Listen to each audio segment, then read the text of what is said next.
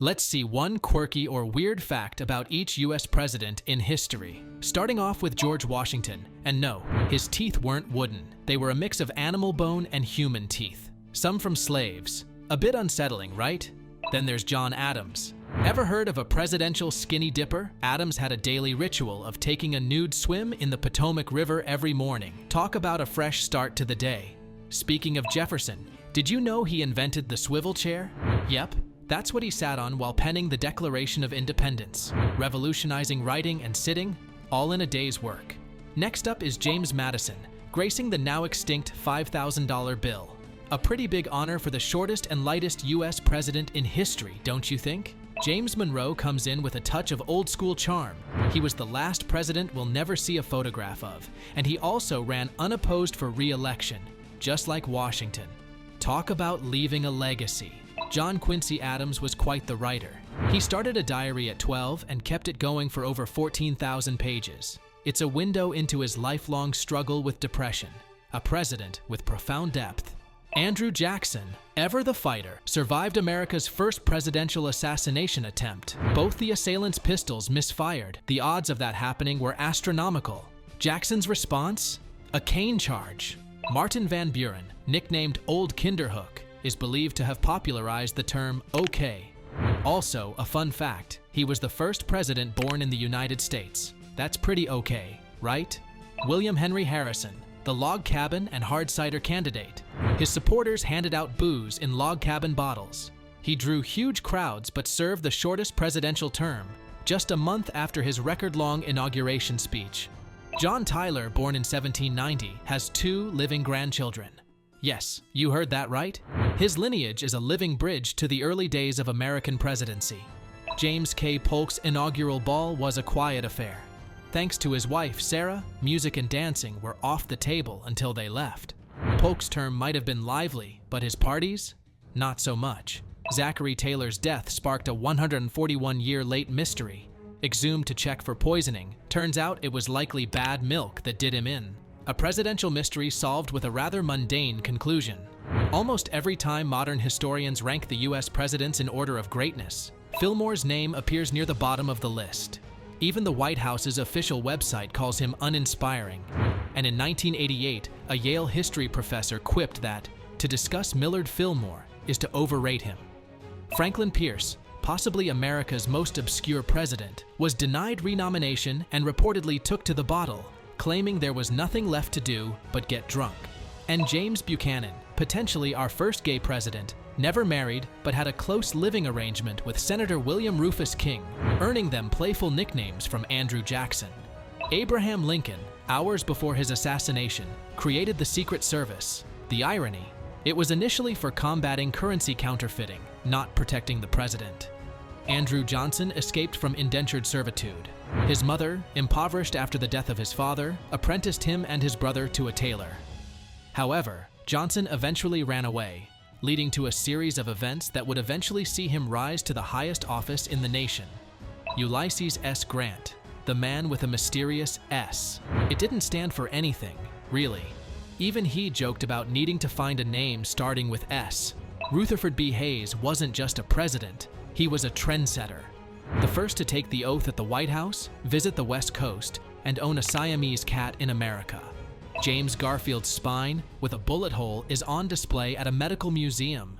He was shot, and Alexander Graham Bell tried to find the bullet with an early metal detector, but failed. Chester Arthur, the White House's Marie Kondo, held a yard sale, selling off items including Abe Lincoln's pants to fund redecorating.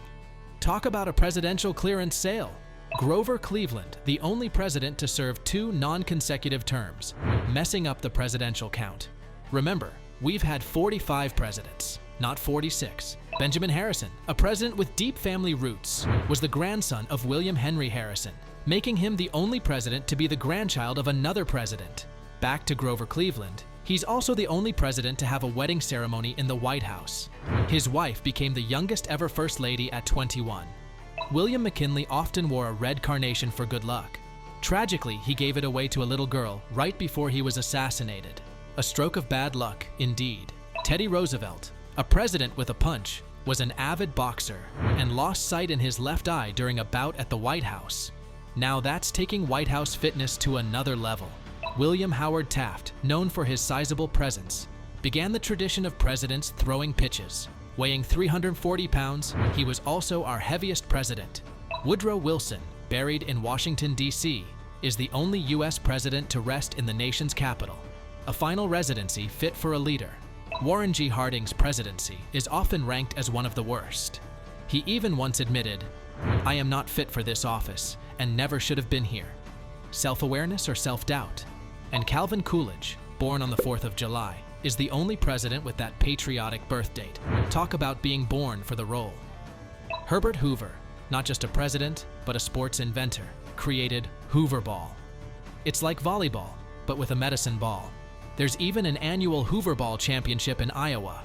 Franklin Delano Roosevelt, a stamp collector, credited his hobby with saving his life. He started collecting stamps while bedridden with polio as a child and continued throughout his life.